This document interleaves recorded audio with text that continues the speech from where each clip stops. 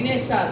অতএব পবিত্র আত্মা যেমন বলেন, অদ্য যদি তোমরা তাহার শ্রবণ করো, তবে আপন আপন হৃদয় কঠিন করিও না। যেমন সেই বিদ্রোহী স্থানে প্রান্তরের মধ্যে সেই পরীক্ষার দিবসে ঘটিয়াছিল, তথায় তোমাদের পিতৃপুরুষেরা বিচার করিয়া আমার পরীক্ষা লইল এবং 40 বৎসর কাল আমার কার্য দেখিল। এই জন্য আমি এই জাতির প্রতি অসন্তুষ্ট হইলাম আর কহিলাম, ইহারা সর্বদা হৃদয়ে ভ্রান্ত, আর তাহারা আমার পথ জ্ঞাত হইল না। তখন আমি আপন ক্রোধে এই শপথ করিলাম, ইহারা আমার বিশ্রামে প্রবেশ করিবে না। ভাতৃগণ, দেখিও পাছে অবিশ্বাসের এমন মন্দ হৃদয় তোমাদের কাহারও মধ্যে থাকে, যে তোমরা জীবন্ত ঈশ্বর হইতে সরিয়া পড়ো। Hallelujah, hallelujah. এখানে কি বলছে? অতএব তার উপরে হেডিংটাই লেখা আছে যে বিশ্বাস দ্বারা ঈশ্বরের বিশ্রামে প্রবেশ লাভ হয়। ঈশ্বরের বিশ্রামে কিসের দ্বারা? বিশ্বাস দ্বারা আমরা প্রবেশ করতে পারি ঈশ্বরের বিশ্রামে।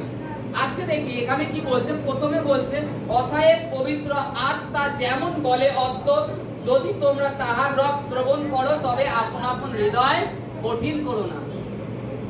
আজকে এই যে পুলপিটে দাঁড়িয়ে যে বাক্য বলছি, এ কে বলাচ্ছে? পবিত্র আত্মা। এই শুনে তোমরা যদি তোমাদের হৃদয়কে কঠিন করো, তাহলে ঈশ্বরের বিশ্বাসে বিশ্রামে আর প্রবেশ করতে পারবা না। তোমরা তোমাদের জীবনের সমস্যা নিয়ে থেকে যাওয়া।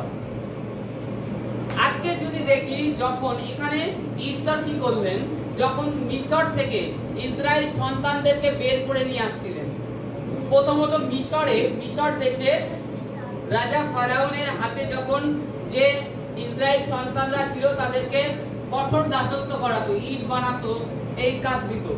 তার সত্ত্বেও তারা ঈশ্বর সেই মিশরেতে মোশি দ্বারা অনেক অদ্ভুত কার্য করেছে, কারণ ঈশ্বর মোশিকে প্রেরণ করেছিলেন আর ঈশ্বর তার মধ্যে থেকে অদ্ভুত অদ্ভুত কার্য করেছেন। মহামারী, দুর্ভিক্ষ মিশরে হয়, অথচ মিশরের মধ্যে মিশর ফরাউনের অধীনে যে কটা গ্রাম ছিল, শহর ছিল, সেই সমস্ত গ্রামে, অথচ গোশেন প্রদেশ, বাইবেলে লেখা আছে, সেই গোশেন প্রদেশে কোনো সংকট, কোনো সমস্যা আসে না, কারণ সেখানে ইসরায়েল সন্তানরা বাস করত। আর ইসরায়েল সন্তানরা কার আরাধনা করত? জীবন্ত ঈশ্বর সদাপ্রভু, জীবন্ত ঈশ্বর সদাপ্রভু। এই কারণে কোনো সমস্যা তাদের মধ্যে আসতে দিত না। এ তো একরকম গেল। তারপরে ঈশ্বর মোশি দ্বারা নিয়ে আসছিলেন, প্রান্তরে আনতে আনতে সমুদ্র পড়ে, মোশি হাতে লাঠি ছিল, মোশিকে বললেন, কি বলছে? মোশি প্রার্থনা করতে যাচ্ছে।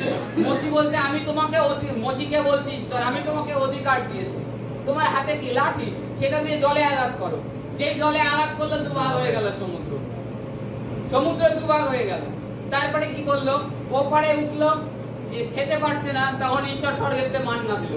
মান্না খাচ্ছে, খেতে খেতে বলছে ইসরায়েল সন্তানরা বচসা করছে যে আমরা মিশরে যখন ছিলাম তখন মাংস খেতাম মন ভরে, কঠোর দাসত্বে ছিলাম, কিন্তু মাংস তো খেতে পারতাম, কষ্টে ছিলাম, এরকম বলছে, কষ্টে ছিলাম।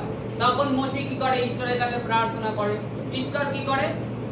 ঈশ্বর বলে কি, কালকে এদের সবাইকে মাংস খেতে দেবো। তখন বলছে, হে ঈশ্বর, আপনি কি বলছেন? আমি কি করে বলবো? এই 6,40,000 লোক আপনি বলে দিলেন হয়ে যাবে? মোশিও সন্দেহ করছে যে আপনি বলে দিলেন হয়ে যাবে, সম্ভব? বলছে ঈশ্বরের কাছে কোনো কিছু অসম্ভব আছে? তখন বলছে, না প্রভু। মোশি বলছে, না প্রভু। ঈশ্বর কি করলেন?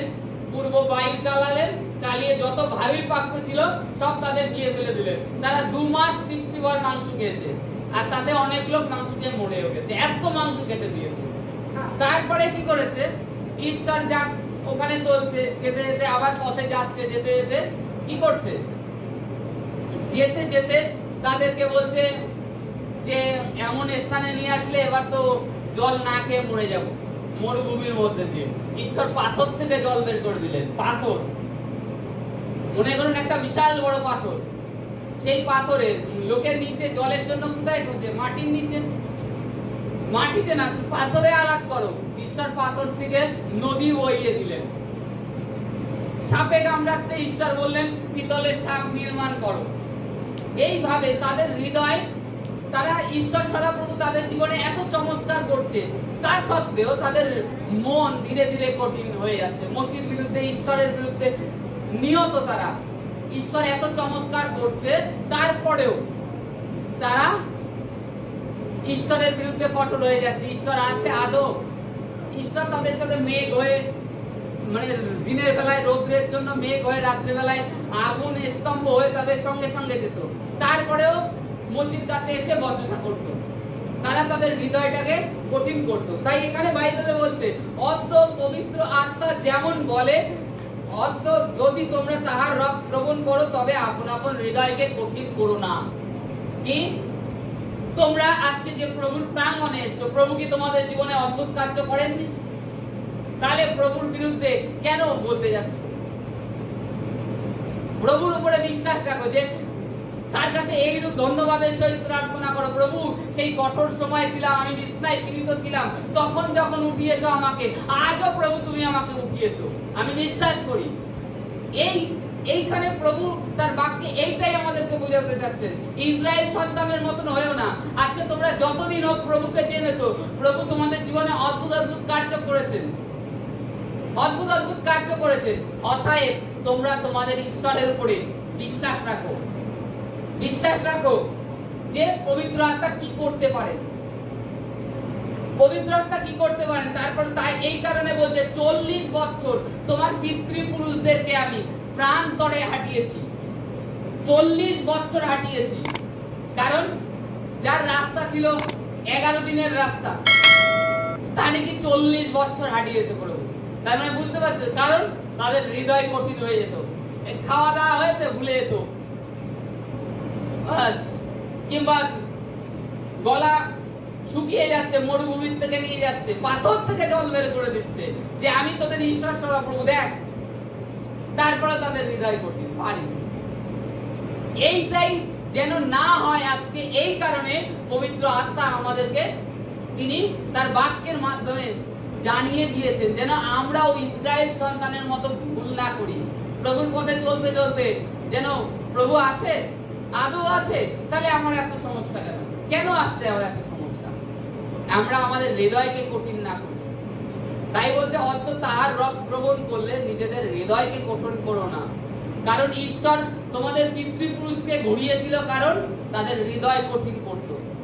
ঈশ্বর এত অদ্ভুত কার্য করেছে, এই কারণে প্রভু যীশু খ্রিস্ট এই পৃথিবীতে আসলেন, যেন তার আত্মা প্রত্যেক মানুষের উপরে দেন, পবিত্র আত্মা দেন, যাতে তোমাদের হৃদয় কঠিন না হয়, তোমরা জগতে না ফিরে যাও, অন্ধকারে আবার না চলে যাও। তা এই কারণে প্রভু এই পৃথিবীতে এসেছেন।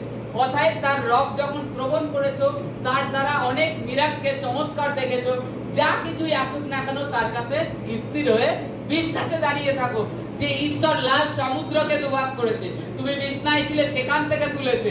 তবে আজকে যেটা আছে, হয়তো মরুভূমি দিয়ে চলছো, জল পাচ্ছ না, সে জলও তোমাকে দেবে, খালি অপেক্ষা করো, বিশ্বাসে দাঁড়িয়ে থাকো। এটাই পবিত্র আত্মা আমাদেরকে চেতনা দেয়। Hallelujah, hallelujah, hallelujah.